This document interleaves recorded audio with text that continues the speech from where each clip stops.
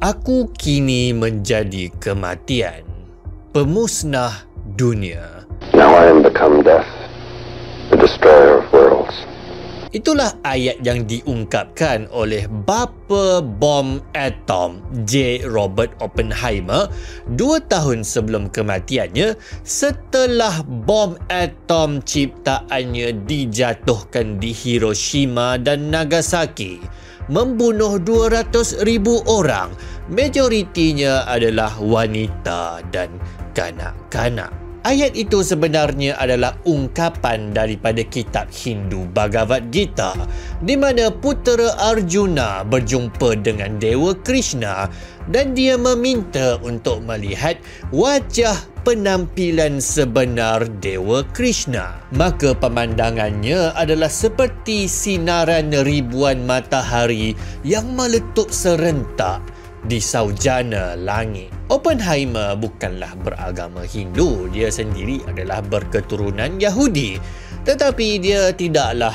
beragama. Dan bila kita mempelajari sejarah, maka kita akan dapati bahawa sejarah sentiasa terdiri daripada siri-siri ironi. Ironi ini adalah apabila contohnya cikgu pendidikan jasmani engkau tengah mengajarkan engkau cara-cara nak ada badan yang sihat, tapi dia sendiri tengah hisap rokok. Itulah ironi.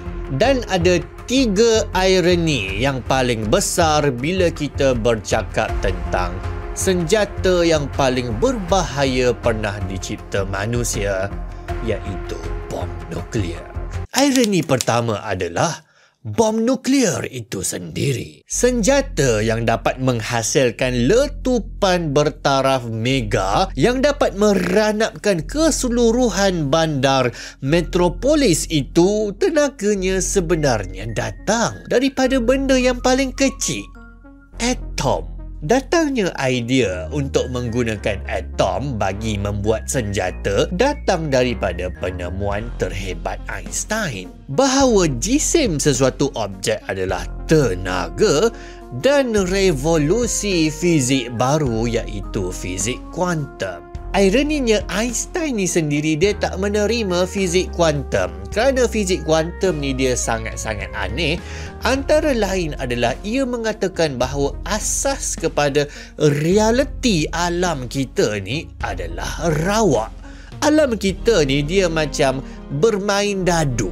Kadang-kadang dapat 1, kadang-kadang dapat 6. Dan Tuhan dia tidak bermain dadu, kata Einstein. Einstein sendiri pun kata tak ada petunjuk langsung bahawa tenaga nuklear dapat dihasilkan. Nak buat benda tu, atom perlu dibelah dengan sengaja. Dan tak kisahlah engkau sebijak mana, tak kisahlah kalau engkau Einstein sekalipun, kau tak boleh betul dalam semua benda. Sebab itulah yang berlaku dan berjaya dibuat. Atom dapat dibelah dengan sengaja dan tenaga dapat dihasilkan. Caranya adalah engkau menembak neutron kepada atom yang berat macam uranium 235. Lalu ia berpecah melepaskan tenaga dan beberapa neutron. Tenaga yang dikeluarkan oleh satu atom ini dia sangat-sangat kecil. Nak tiup sehelai rambut pun tak boleh. Tetapi disebabkan ada bertrilion-trilion atom, kalau semua atom itu dapat dipecahkan dalam satu reaksi berantai, maka tenaga yang amat besar dilepaskan serentak lantas menghasilkan letupan mega dahsyat. Inilah prinsip yang menghasilkan bom atom Fat Man dan Little Boy yang meranapkan Hiroshima dan Nagasaki. Datang daripada benda yang paling kecil dalam dunia.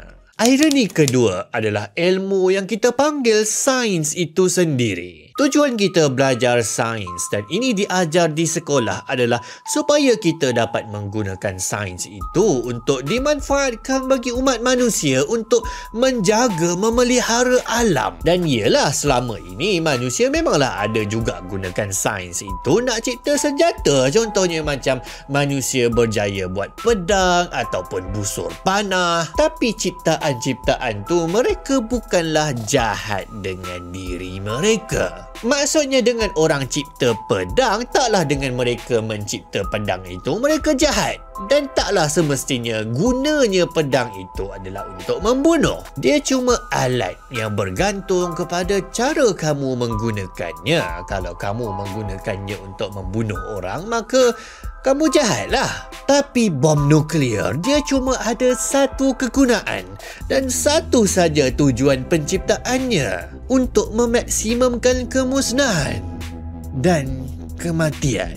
Kalau kau adalah saintis yang pertama kali mencipta weapon of mass destruction, bom nuklear, susah sebenarnya kau nak pertahankan bahawa ciptaan kau ini akan mendatangkan apa-apa manfaat kepada manusia. Apatah lagi nak jaga alam sekitar kan? Memang taklah. Memang bom yang kau buat itu, objek itu sendiri adalah jahat. Dia adalah sumpahan yang paling besar pernah dibuat manusia. Maka, apa tanggapan kita kepada otak-otak sains terhebat manusia yang berada di belakang projek yang diberi nama Projek Manhattan ni? Nama-nama seperti pemenang-pemenang anugerah Nobel Enrico Fermi, Richard Feynman, Glenn Seaborg, Ernest Lawrence. Dan kepala di belakang mereka semua, saintis yang paling popular setelah Perang Dunia Kedua, J. Robert Oppenheimer. Penciptaan bom atom oleh mereka semua bukan kebetulan, bukan macam apple yang jatuh di atas kepala Newton. US membelanjakan $2 bilion untuk mencipta bom nuklear yang pertama. Mereka siap kumpulkan saintis-saintis terhebat dalam satu bandar terpencil khas, Los Alamos di tengah-tengah gurun New Mexico. Oppenheimer adalah pengasas, pengarah dan juga datuk bandar di situ. 3 tahun selepas bandar itu diwujudkan, iaitu pada tahun 1945, bom atom yang pertama berjaya diletupkan di dalam satu ujian yang dipanggil sebagai ujian Trinity. Dan inilah detik dunia kita berubah buat selama-lamanya. Dah pasti saintis-saintis ni taklah anggap bahawa asas kepada apa yang mereka buat ini adalah salah secara mutlak, inherently wrong. Diorang cuma cipta alatan yang boleh membunuh ratusan ribu orang, tapi bukan mereka yang menjatuhkan bom itu ke atas mana-mana bandar. Dan diorang kata kalau bukan diorang yang buat bom nuklear ini dulu, musuh mereka yang akan buat. Nazi Germany yang akan berjaya cipta bom atom dulu sebelum mereka. Ya ke? Ironi ketiga, negara yang paling hipokrit dalam dunia. Sepanjang sejarah penciptaan bom nuklear, hanya ada satu negara saja yang pernah menggunakannya, Amerika Syarikat ke atas Jepun. Asalnya US nak gunakan bom ciptaan mereka itu ke atas Nazi Jerman, tapi tak sempat. Jerman kalah dengan Hitler membunuh dirinya. Tapi bom dah ada dah ni, dah buat dah ni, macam mana?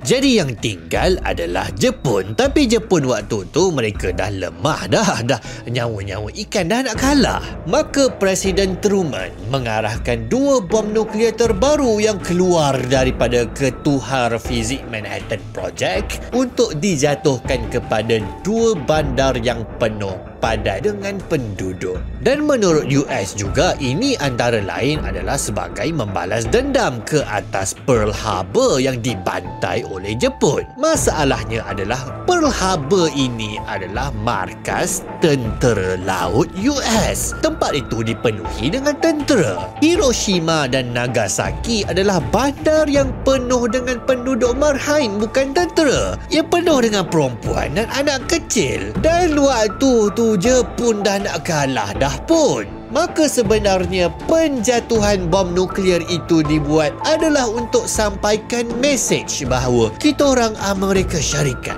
kita orang dah ada senjata pemusnah yang paling dahsyat yang korang pernah tengok. Jangan main-main dengan kita orang. Maka adakah Oppenheimer ni menyesal apabila bom ciptaannya dijatuhkan dan membunuh ratusan ribu orang? Yang sorehnya, yang jelasnya, macam tak sangat. Sebab lepas bom itu dijatuhkan, dia buat ucapan kepada orang ramai sebagai hero negara. Dia kata penyesalan terbesarnya adalah bom ciptaannya itu tak digunakan ke atas Nazi Jerman. Dan dia kata masih awal untuk kita tahu apa kesan bom nuklear itu kepada Hiroshima dan Nagasaki. Tapi dah pasti orang Jepun confirm tak suka disambut dengan sorakan gegak gempita. Yang ironi dan kelakarnya juga adalah satu-satunya negara yang pernah menggunakan bom nuklear membunuh ratusan ribu orang kini menjadi seakan polis dunia, penegak mesej pasal bom nuklear. Dia macam pembunuh, bunuh keluarga kau guna pistol, lepas tu pembunuh tu buat kelas macam mana nak menggunakan pistol dengan beretika. Waktu Amerika Syarikat jajah Iraq, diorang tipu, diorang kata diorang buat benda ni sebab Iraq ada weapon of mass destruction. Yang last-last diorang tak pernah jumpa pun. I take the fact that he develops weapons of mass destruction very seriously. And the decision of one man to launch a wholly unjustified and brutal invasion of Iraq. I mean, of Ukraine. Iraq too. Anyway. Yang pasti negara yang ada senjata pemusnah besar-besaran tu adalah korang. Korang tuding jari dekat negara lain. 14 lagi jari menuding ke arah korang. Tak malu ke? Dan hampir 80 tahun selepas pengebuman Hiroshima dan Nagasaki, satu-satunya negara yang menggunakan bom nuklear dalam sejarah kemudian menghasilkan filem nak sampaikan mesej pasal senjata nuklear dan betapa mereka menyesal membuat bom nuklear. Ironi. Filem tersebut sendiri adalah biopik tentang bapa bom atom, Oppenheimer, dan dia sebenarnya bukan langsung tentang pengebuman Hiroshima dan Nagasaki. Ia sangat-sangat sampingan. Dia tak tunjuk sikit pun pasal kedahsyatan penggunaan senjata nuklear pada mangsa-mangsanya, dan filem ni dia bukan sangat langsung tentang mesej anti-nuklear pun. Ya, adalah ditunjukkan bahawa Oppenheimer dia menyesal setelahnya.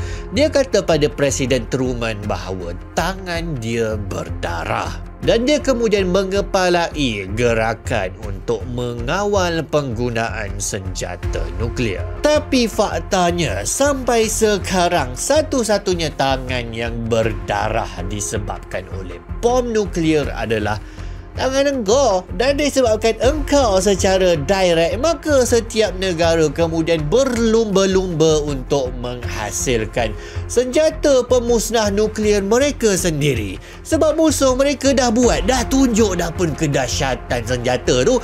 Takkan diorang tak nak buat? Takkan kita orang negara-negara musuh US ni nak duduk diam ya tak? Kita orang kena ada bom nuklear kita orang sendiri. Maka sekarang nasib planet bumi dan peradaban manusia berada di hujung tanduk. Ia bergantung kepada harapan bahawa beribu-ribu bom nuklear yang sudah pun tersusun rapi bersedia untuk digunakan itu hanya akan berhabuk, tak akan disentuh buat selama-lamanya. Dan bila sekali ia dilancarkan, maka seluruh manusia akan teringat satu nama di belakang jilatan api radioaktif pemusnah dunia, J. Robert Oppenheimer.